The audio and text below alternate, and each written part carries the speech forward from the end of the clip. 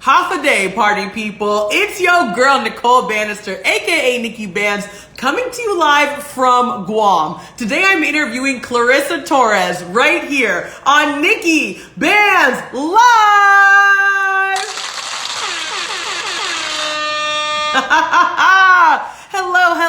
Hello, everybody. I am coming to you from the gorgeous island nation of Guam. I'm still here. I know you're questioning. I know you're wondering. I know you're like, wow, Nicole is halfway across the world. What is going on? Yes, party people. I am indeed still in Guam. And today's interview is very special for a number of reasons, okay? So obviously I'm here in Guam, and I thought it was gonna be so special and so important to actually have someone from this place, from this island, come on and share a little bit more about this country with you all. If you follow your girl NIKKI BANZ on Instagram, you know that here on this show, on NIKKI BANZ Live, I interview a brand new guest from a brand new country every single week. If you're not following me on Instagram yet, go ahead and follow me right now at They Call Me Bands. If you haven't subscribed to my YouTube channel yet, subscribe. You can find me on YouTube, youtube.com/@Nicole Banister, aka NIKKI BANZ. And because I interview a brand new guest from a brand new country every single week, I figured I need to integrate people from the countries I'm actually visiting and traveling to. And Guam has such a unique and fascinating story and totally interesting background that I thought we had to have somebody come on from Guam. So I am so incredibly excited that Clarissa is gonna be here with us today. We met incredibly serendipitously at the beginning of my trip, so it's gonna be an absolute wonderful opportunity to have her here. But before I bring Clarissa on, what's up everybody? It's good to see y'all. NIKKI BANZ in the building. I hope you've been following my travels. I've been doing river tours. I've been exploring this gorgeous island. I've been partying. I've been doing all sorts of dope stuff. One of the coolest things I've been doing since on this island is shopping and trying to find out local brands, local stores that I can support. So, I don't know if you guys can see my shirt. I'm gonna come close, nice and close for y'all, okay? So this is a picture, it says Local Deluxe on the bottom. This is a picture of Spam and eggs and rice. Shout out to Mom and Pop store here in Guam. I got this from them. Super dope store. They've got t-shirts hanging in refrigerators. It's super cool, super dope. So you know your girl NIKKI BANZ always likes to support local. So I got the local shirt on with a local interview. You know how we do. You gotta support local businesses, uplift POC-owned businesses, woman-owned businesses, all the things. So that's been one of the really exciting parts about being on the island, is being able to explore and discover local artisans and just like explore some of the dope, you know, art scene that's happening here on Guam. And there's definitely a scene, y'all. Definitely a scene. So this is gonna be my last interview of NIKKI BANZ Live here in Guam. And the next interview will be from a very secret surprise destination, okay? So get ready. I'm clearly in Guam. Where are you all from? Tell me in the chat, tell me in the comments. Where are you guys tuning in from? I wanna see, I wanna know. I know Clarissa is here.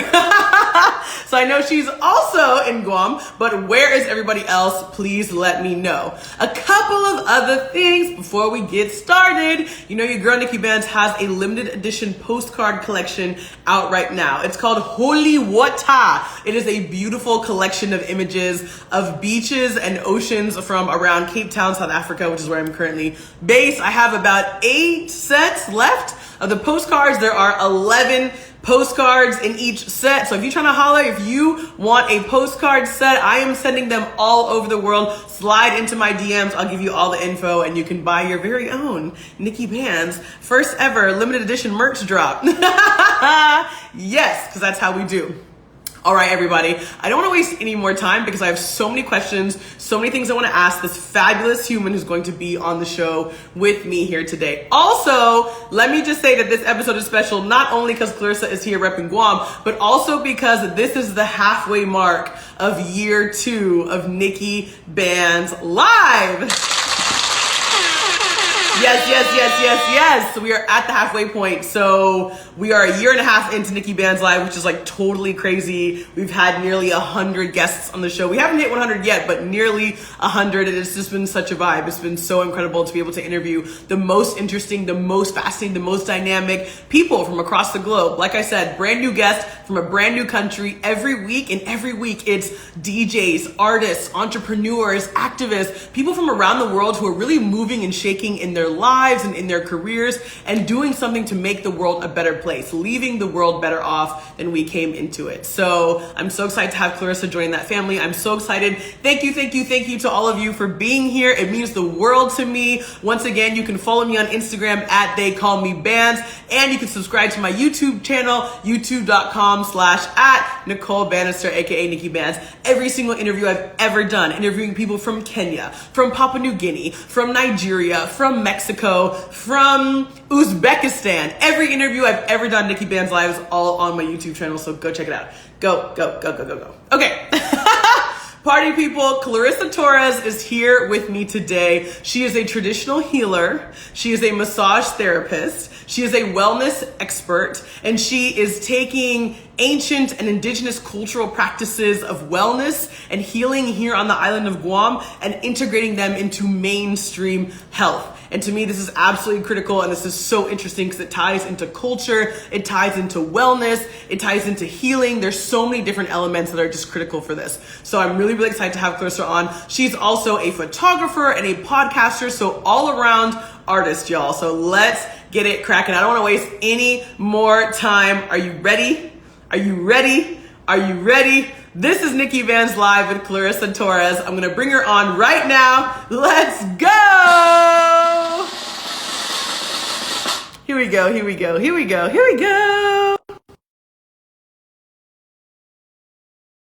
Get this party started. Half a day. Woo!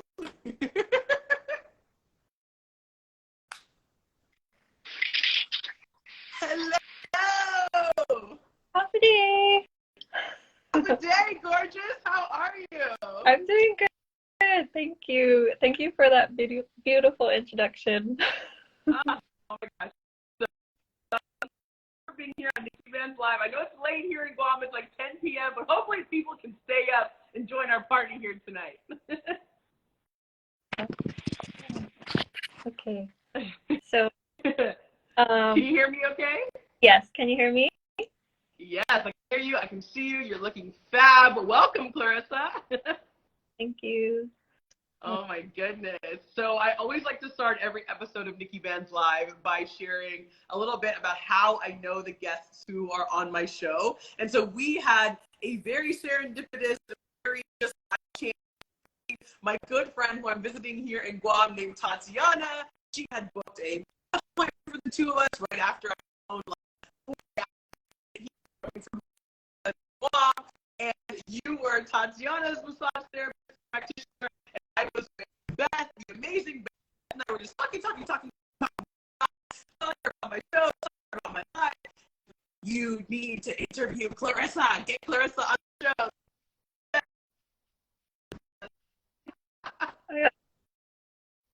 I gotta give a shout out to Beth for talking about me, girl. I love it. Yeah. And I feel like it's so incredible. I cultivated really activists who are supportive of you and of your life to like say your name in rooms that you haven't even stepped into yet. And Beth literally did that.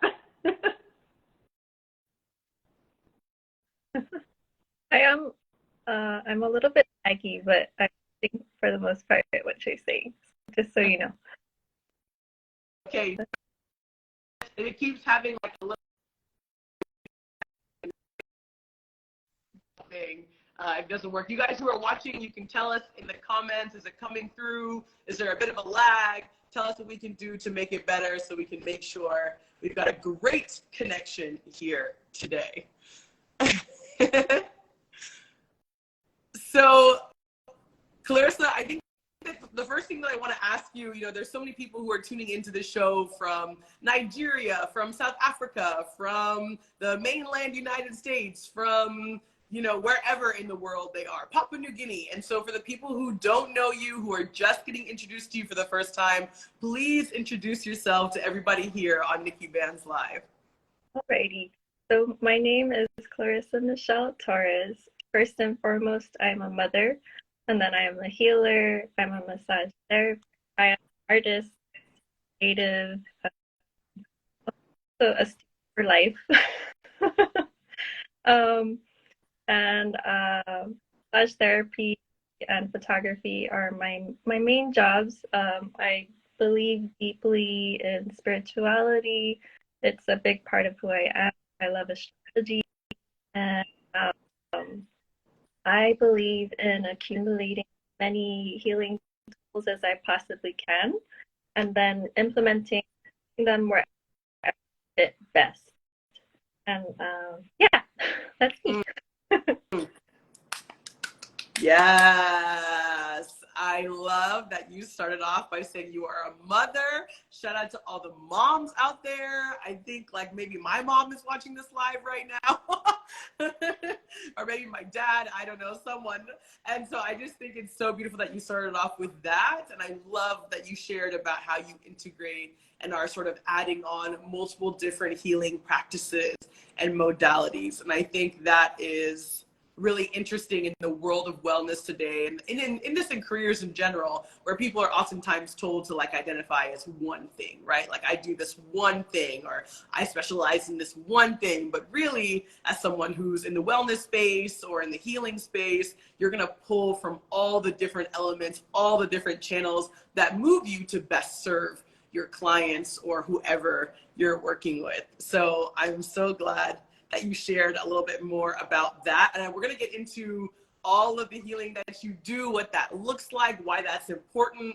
But I think first and foremost, I want to ask you a little bit about where we are right now, this incredible island called Guam. Because I think a lot of people out there in the world don't know anything about Guam. They don't know where it is. They've never heard about it. So I'd just love to hear in your own words, as someone of this place, of this culture, what is Guam to you? Guam is home base. Guam is beautiful and magic. The same. Yeah, she's always been home, but I kind of like prefaced, or not prefaced, but prepared for this question. So for me, my island home, Guam, is a beautiful, rich, that are still intact, as well as there are some that are a threat. And our ancestral sites, no matter what their position, ancestors are there. And so us as an indigenous people, our roots, we were protectors of our ancestral sites, our land, our air, culture, and our language. But of course, with Western influences, that has shifted and changed a lot. And so I feel like Guam is kind of in the midst of trying to find its footing, as to how to remain connected to its roots while also trying to find it in the same sense. And so there's a lot of work and coming together. And what is the term that I had come up with? A lot, yeah, but I have it written down. It's okay, girl. Take a look at those notes. It's all good. There's a lot of need for conflict solutions. That way we can come together better as a people to protect, to defend, and to love the things we have as an indigenous people. Whether that is our land, air, our water, our food. And so yeah. Wow. Wow, wow, wow. That is just, it's such a beautiful description of this place, and to hear it said from you, someone who is of this place, of this land, of this water, of this culture, I think is so important. You know, I think I was being originally from California in the United States and coming to Guam for the first time, I didn't know what to expect. I didn't know anything about local culture, local history, local traditions, and looking at it as a Black American in particular, you know, a place like Guam screams American imperialism and screams colonization, right? And living in the African continent right now, which is where I do live, especially in a place like South Africa, that has a really treacherous history with colonization. You know, it's so interesting to be in a place like Guam and to think about how, given current circumstances, people can continue to preserve tradition, preserve culture, refine it almost in a way, like you were saying, and what that looks like in the current situation. And I'm curious to hear a little bit more from you about what that movement looks like. What does the movement look like on Guam to preserve, to showcase, to uplift traditional culture? When I first add on something, so it's Yes. kind of things. One of my important one, you know, Hernandez May, she's an activist here, and like she just recently put out a film called For the Letter, which is a documentary about what's going on with our Northern Retidian and the military and whatnot. And she's still in Cape Town because she took her over to South Africa. Right? What? Yeah. Oh my Yeah. God. That is a wild connection. I need to go find this woman. I just got like goosebumps. So the way that I see preserving our traditional practices, correct? Okay. So for me, the way that I see that we can best as individuals or a community preserve our traditional practices is to, of course, learn about them. For me personally, I believe it's best to go directly to the sources, our elders who are still alive, and grant maybe a little bit hard to learn from them because as your patience or your memory might not be the same as it used to be. But working with our elders to gain their trust, to learn what they have experienced, and to take that in and incorporate it in our everyday lives is one of the that we can work to preserve our traditional practices. And it is harder to do these days. I'm not in any way the best at practicing traditional practices that I would like to, and that's just like we live in a westernized society.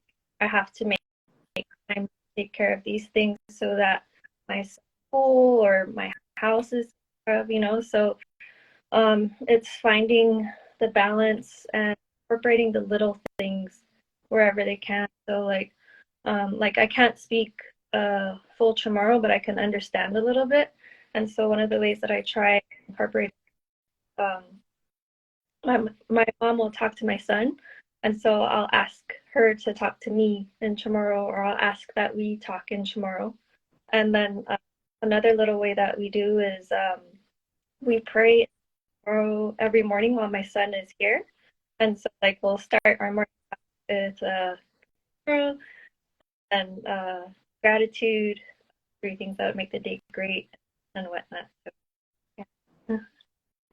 Wow, that's absolutely beautiful, and it's such a good reminder that you don't always have to sort of do these huge grand gestures that push you toward, like overthrowing current powers that be, right? Like there are like little things day to day that you can do to like preserve tradition, to preserve cultural practices, and those things can grow and build. Those small things can grow and build into a broader movement around the preservation of Chamorro culture, not only within your family, with your son, with your mom, but even beyond that. And conversations like this help spark that, that idea in other people's minds. So I'm really grateful that you shared that, Clarissa.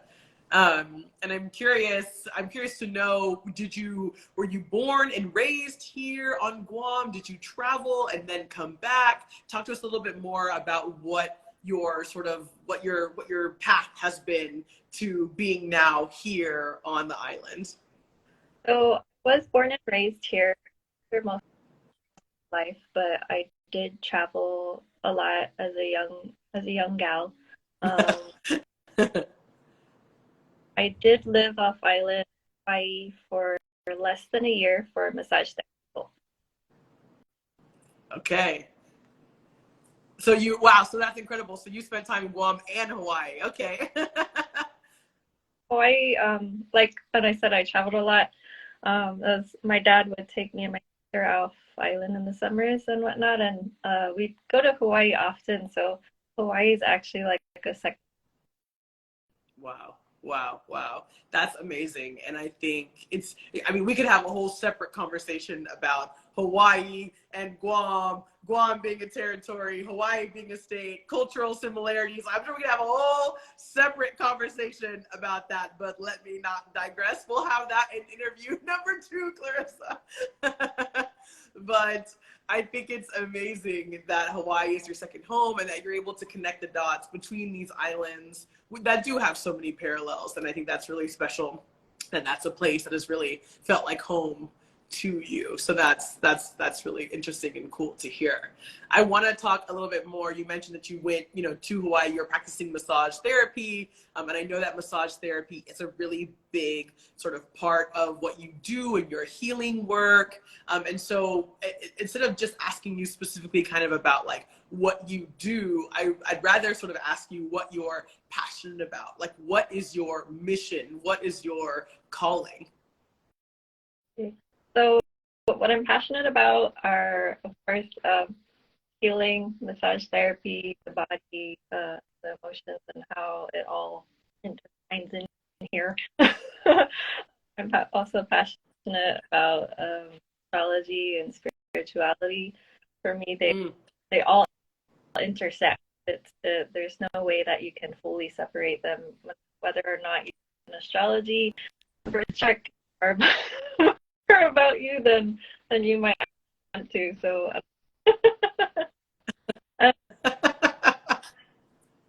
say that my life's mission is to share the things that I've experienced and learned, because I can't fully teach someone unless they're ready and willing to, be the student. So rather than imposing on people, I'd rather just share what I've gone through, like a little bit. So my personal mission is to evolve and change so that I can be the best and most supportive parent to.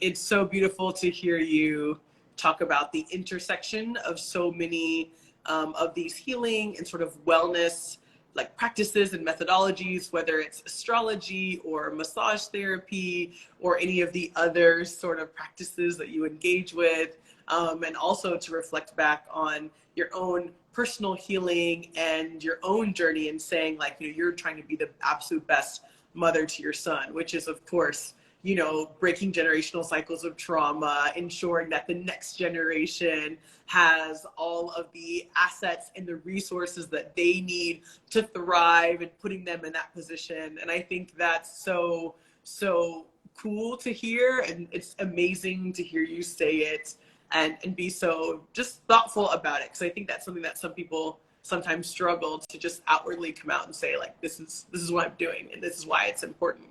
I would love to hear a little bit more about how this became your passion. How did these things become your calling? Well, I want to say that it's been in my blood. On where it is strongest, and it is the most. On my father's side, my great grandmother kept it very.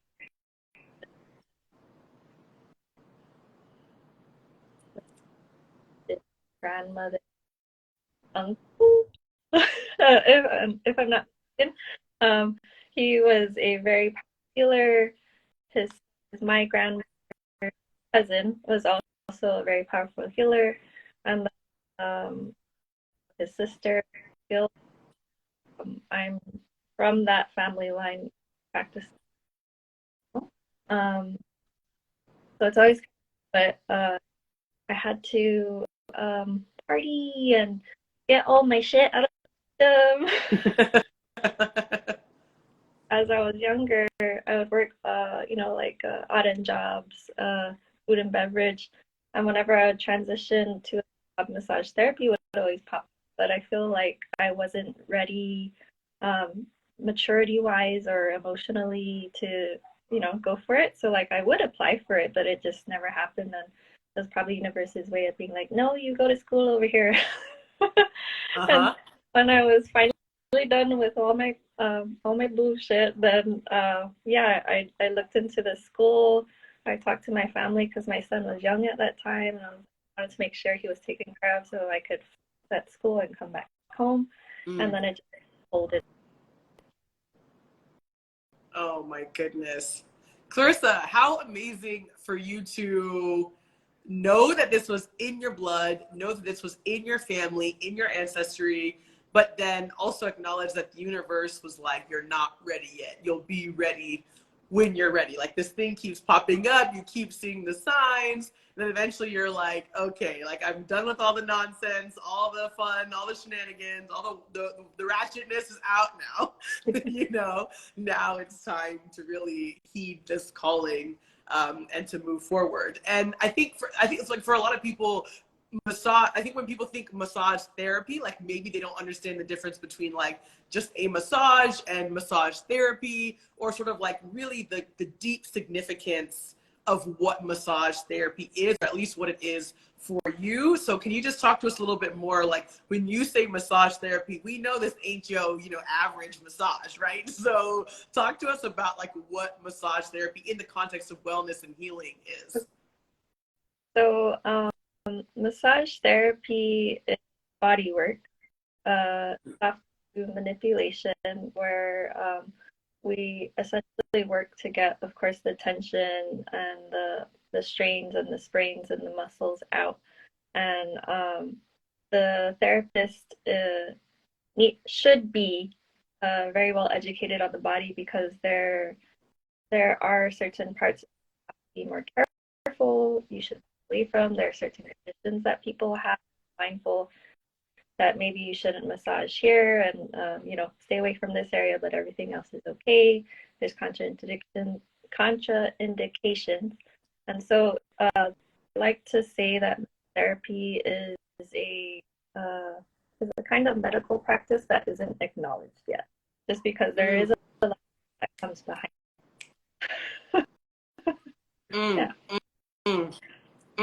Medicine for days in massage therapy. And I see we've got people who are in the chat saying the same thing. I see Kareen B is saying interactive massage. I see Miracle Mughal saying yes, collaborative healing. So I'm loving all these comments from everyone. Keep the comments coming. We want to see and hear, what you're loving most about this interview, what you're loving most about what Clarissa is saying. And so I'm really grateful.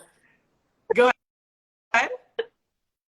Those two are actually my gals, and they've also they also get work done, so they're kind of talking about this technique that I like to, that's my go-to now, active release therapy. And so the reason why I love it so much is because I like to use the term when I'm massaging without the client activating their muscle, kind of just like mowing the lawn, right? I'm just going over the surface of the muscle.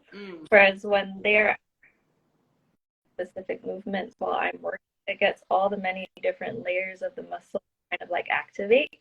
And so as I'm working on each of those layers and help them to release whatever tension there, and then yeah, it works really well with sprains and strains too. So yeah, I like to also note that, like, if you have a sprain or a strain, you can have it work done. You just need to have the right therapist. Yes, yes, yes, yes. You better preach to the people here, Clarissa.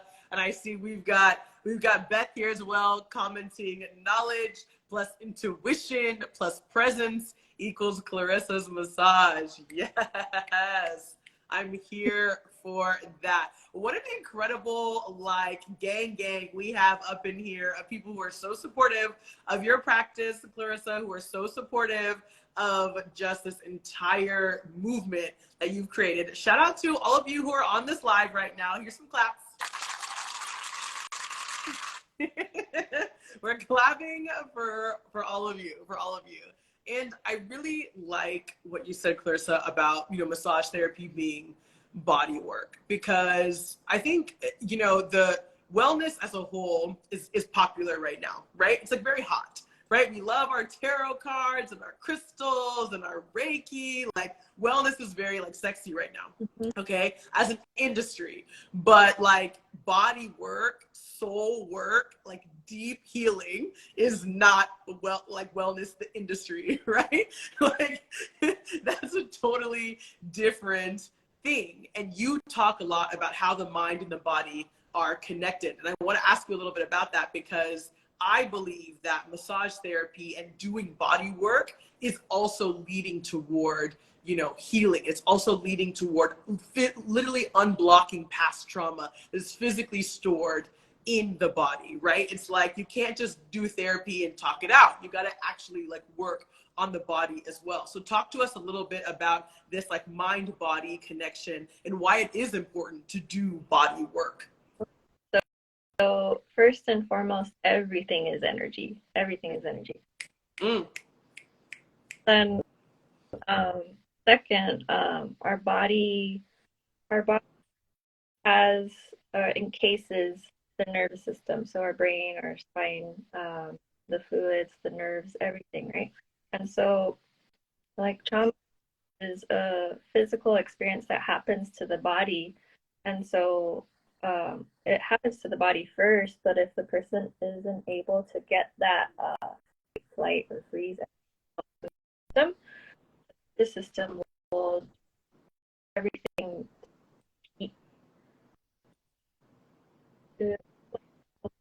type of energy sort of way. It can complete its action, it can complete its fight, flight, or freeze response, and then come back to homeostasis essentially. So like even on a smaller scale, our organs have different emotions. The liver is anger, the kidneys are fear. The stomach and the digestive system is connected to how we process our emotions and our feelings or just everyday life. And so if there's something that's holding on to, then of course that area or that system, there's going to be some tension, tightness, because it's holding on, it's locking, right? I guess it's like our jaws, our TMJ. So that connects with not your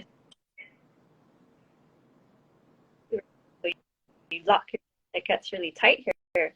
And so some people who are a little more in tune with their body and their emotions, when they get like work done here, they'll have like heat, or they'll have like little bits of anger popping up. Sometimes memories will pop up. So yeah, the energy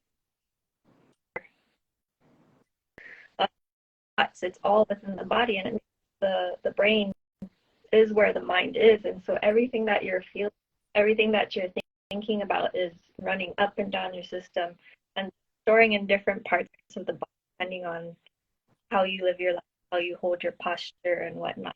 Because if you think about it too, like if someone is sad and depressed, you see them kind of like hunched in, right? Whereas someone is confident and sure of themselves, they're more upright, they're more held up. That's a very simple way that our energy and our emotions show up in our. So when we give the body work so that it can open up and release stuff, it allows for those different emotions and those different energies to be loosened up, and it can go further if the therapist is able to help the person kind of connect to emotions. Granted that some of them might be hard to be ready for it, but if the therapist is able to gently bring them to it, then it allows for that for release.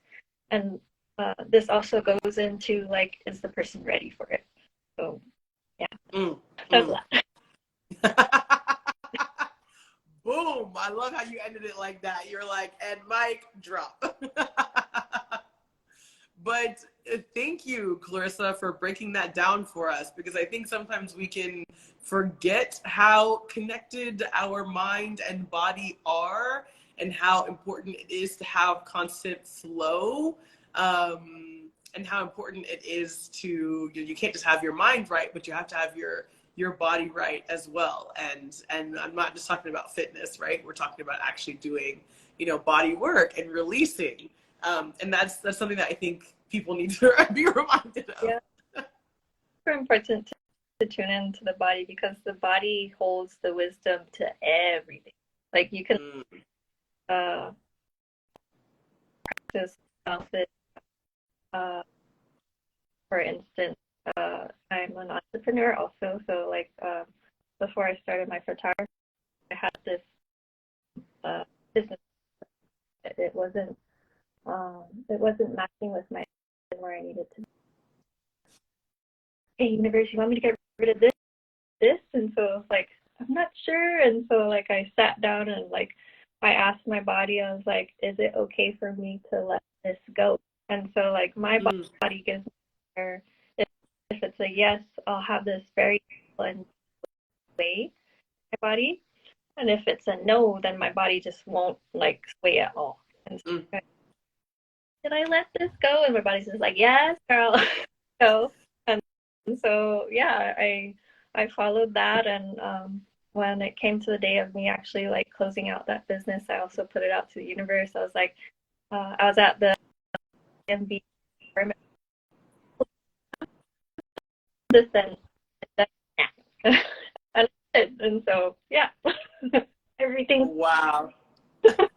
Literally everything. I'm like, I wish for everyone on this live, for everyone who's watching the rerun of this interview on YouTube, I wish for you all to have the body clarity that Clarissa has, to be able to ask your body and the universe to help you make decisions in that way. I hope that you all get to a point of such deep, powerful body work and soul work that you too can make decisions the way Clarissa does, because that's incredible.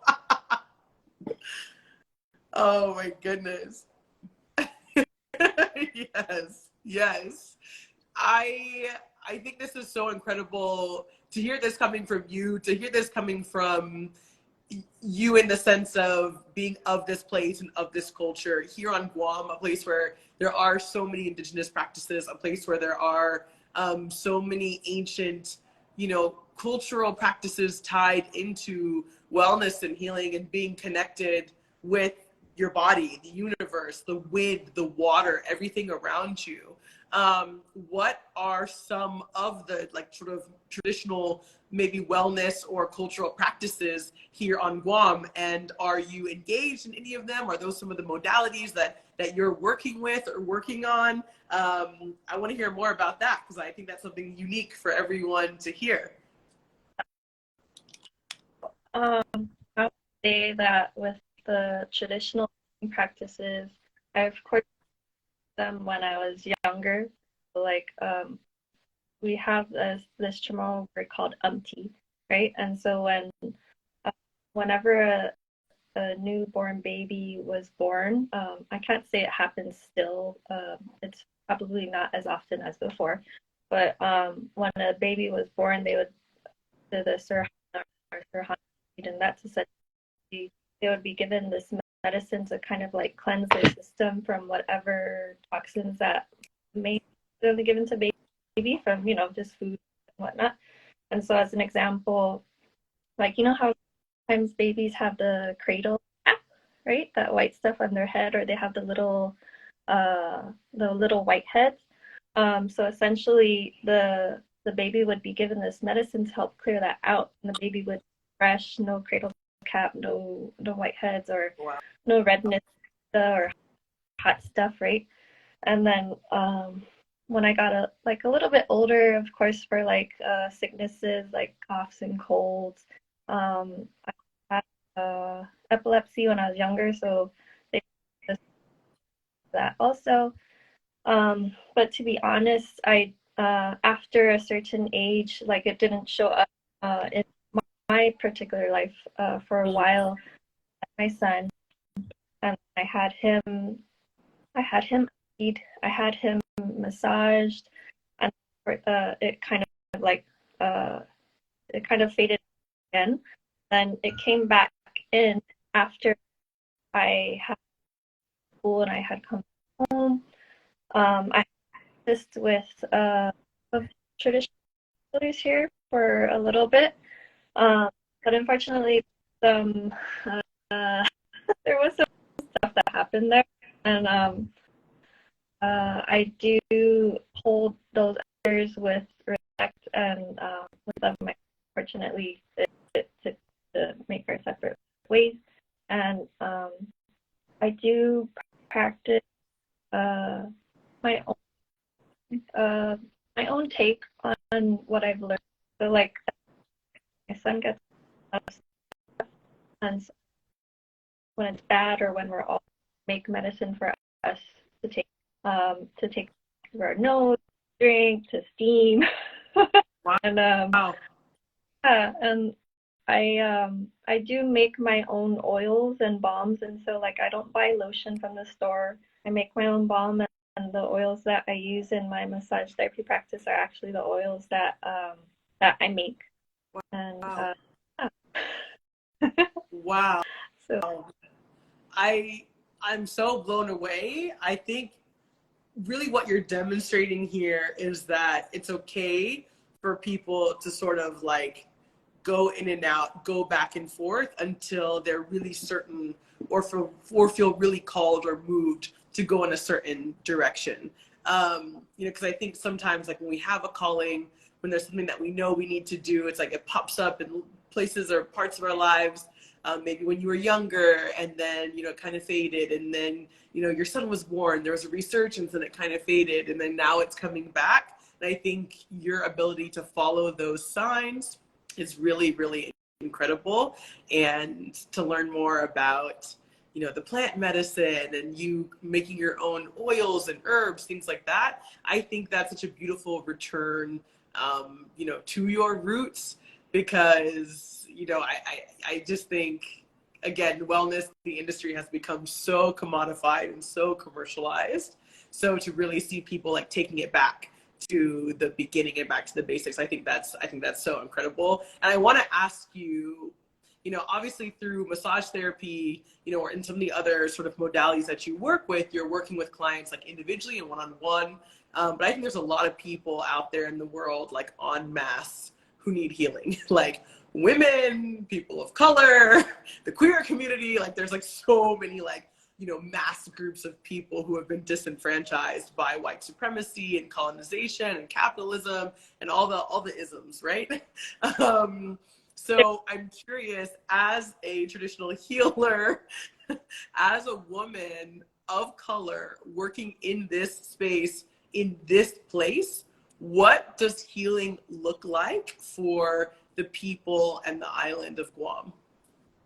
Oh, unfortunately for most, it's a lot of Western. It's a lot of outside influence. And not to say that it doesn't have, because it does. It does have the things that work. But for a majority of the people here on Guam, they've kind of given their power away, in which they only believe what the doctor says, and they believe fact. They don't, you know, it's kind of like the whole Western culture has kind of like taken over and uprooted us from our traditional roots in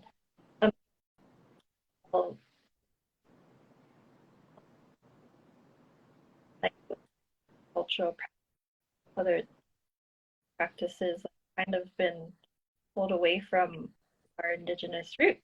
For me, the indigenous roots are all the medicine, everything that we need. So healing here on Guam, it's it's not where I would like it to be ideally, but you see that more people onto that that health and wellness, that health and wellness train, which is it's good. Like it may be a trend, but they're like starting, and once they start, you can't go back. so so I would like for the healing to be more culturally rooted, and for there to be a collaboration of traditional and Western, because traditional practices can help to heal like different ailments such as like diabetes or high cholesterol, because like I mentioned earlier, the body makes these issues pop up because we have deep rooted emotional trauma, stuff like that. And so dentistry can help get to that, and the Western medicine can help where like the traditional cannot, so like a broken bone or a surgery, you know? So they both have their place, and ideally they would be great if they were working together and they weren't together. But I like that a lot, Clarissa. I mean, I feel like in all things in life, like things would always just be better if we were working together. Like, in all elements and all aspects of life that I can think of. And go ahead.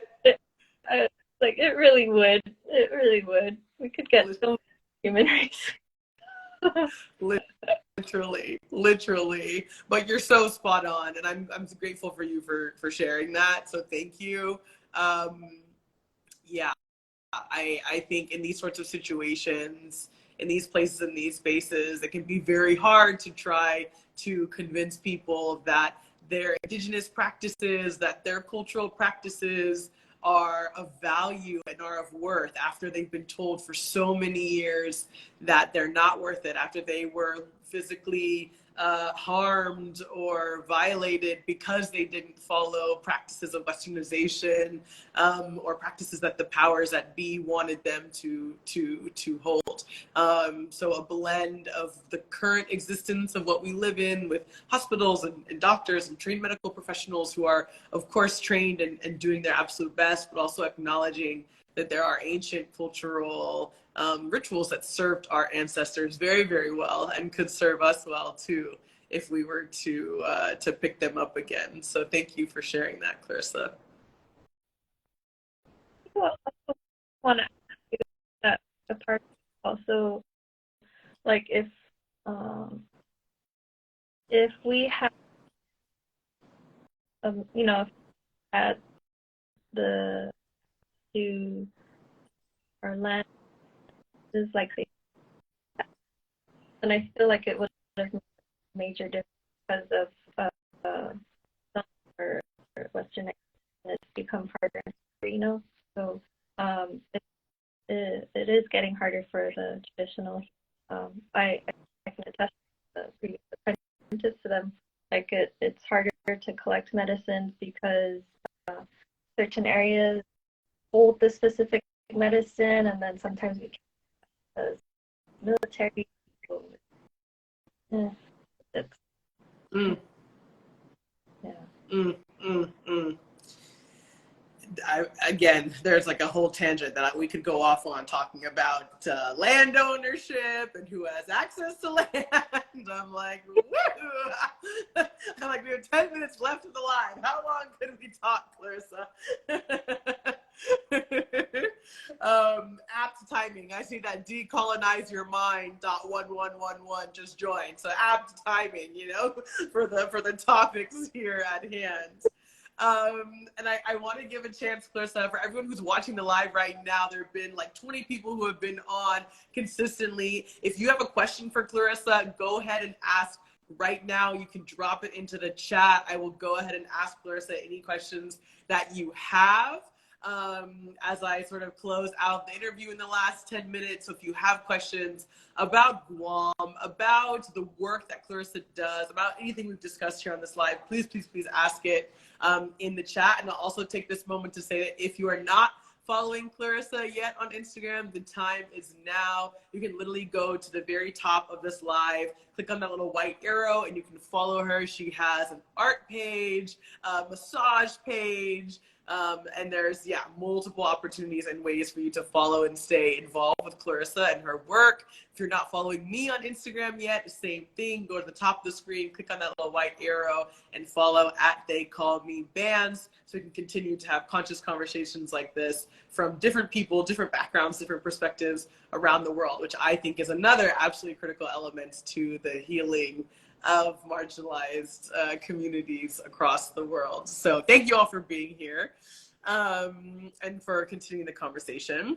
Clarissa, we've talked about so many things in the last like 50 minutes of this call. I'm seeing a couple questions coming in now. So let me go ahead and give these people a chance to ask questions before I sort of close out and ask a final question. I see that Callan Maria is asking Clarissa, what is your favorite way to tap into your creative energy? And that's a great question because you're also, like you said, an entrepreneur, a podcaster, a photographer, all of these things. So how do you tap into that creative energy of yours? Well, very recently, because I was leaning into my masculine a lot, so to tap back into my feminine creativity, I did and I also, of course, I do my photography, and I have a little sketch pad where I just doodle in there. Those are my main, because creativity is sacral chakra, the hips. I started doing belly dancing to kind of help creativity to kind of make its way. I am here for all of these creative expressions and creative outlets. My mom is actually from Iran, so belly dancing is literally in my blood. So I'm working that sacral chakra out all day, every day, girl. Thank you so much to Callan Maria for asking that epic question. I see Kareen B is saying thank you for sharing. Any other questions, go ahead and drop them into the chat. While we wait for those other questions, I'll just ask you, Clarissa, I would love to hear any final words or final thoughts here on the show today. We've had such a dynamic conversation talking about healing and wellness and this island and the return to indigenous cultural practices and medicine. So is there anything that we haven't touched on yet that you would love to share about you and your work before we close? I want to say every on this affected any shape or form, and so when dealing with whether it's a friend or partner, just try to remember that there's always something that's underlying that you don't know about, and so always try to come with compassion, with love and forgiveness course, boundaries where necessary. Say that same for yourself, like be gentle with yourself and be gentle with others, and of course, boundaries wherever necessary.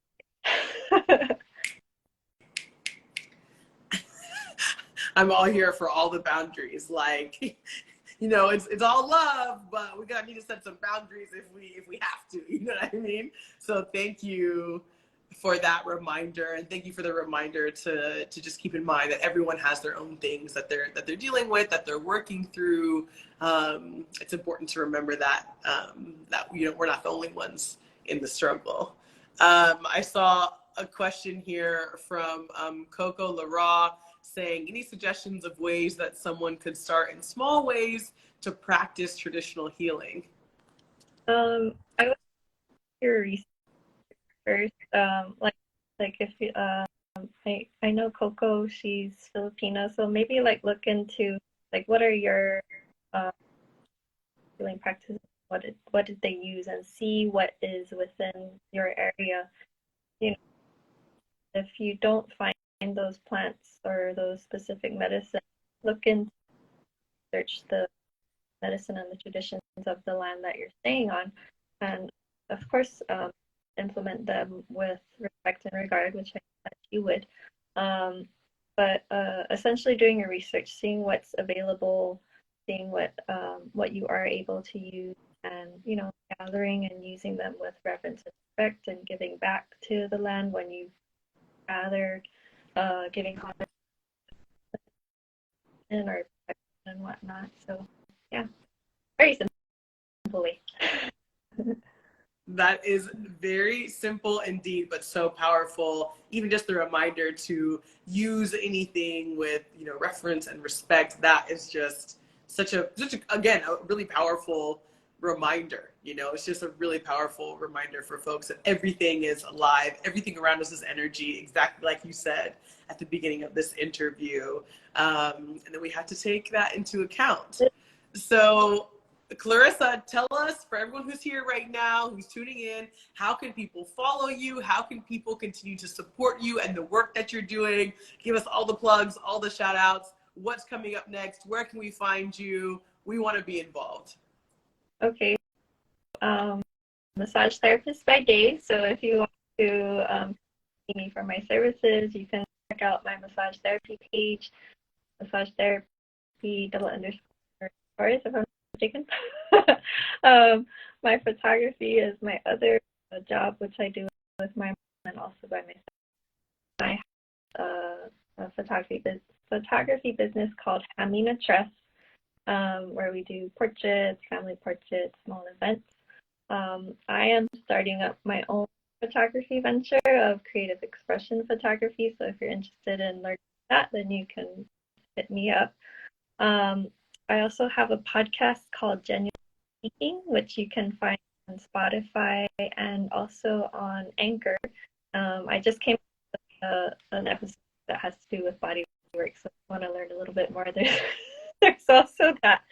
But yeah, that's my main ways that you can with me and chit chat with me and whatnot. So yeah. Yes, amazing. Well, we're so excited for your different photography ventures. Your podcast, Genuinely Speaking, is incredibly interesting to listen to. I listened to 3 episodes to sort of prep for this interview and learn more about you.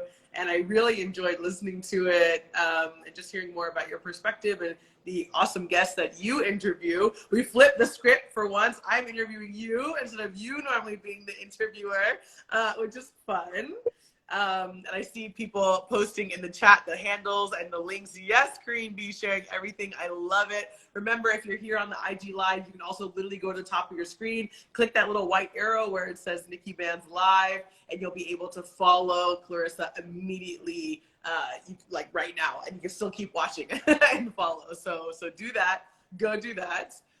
Clarissa, any final thoughts? Any final words here on NIKKI BANZ Live? I want to say thank you for having me. I really appreciate that you considered having me and that I share this information with someone who's interested and with the audience who is interested in hearing what I have to say. So thank you. Really appreciate it. And, oh my goodness. Clarissa, you are so welcome. Thank you for being a guest here on NIKKI BANZ Live. My first ever guest from Guam. Maybe my only guest from Guam. I have no idea.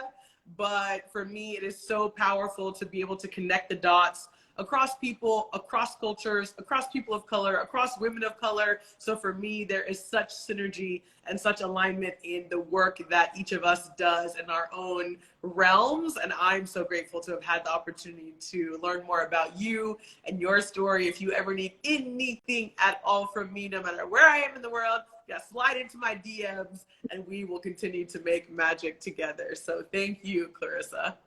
Hey, thank you. You're welcome. You're welcome. You're welcome. Well, thank you, everybody. I'm going to be uploading this onto Instagram immediately. It'll be uploaded onto YouTube in the coming weeks. You can watch this again and again and again. This is NIKKI BANZ Live, where I'm bringing you the most incredible interviews with even more incredible people every single Tuesday, a brand new guest from a brand new country. And today we had the one and only fabulous Clarissa Torres on here from Guam. So thank you, everyone. Thank you, Clarissa, and we'll see you next Tuesday. Bye, everyone. Bye, everybody. Bye, everyone. Good morning, good afternoon, good night, no matter where you are in the world. This is NIKKI BANZ Live. We'll see you next week. Bye, everyone.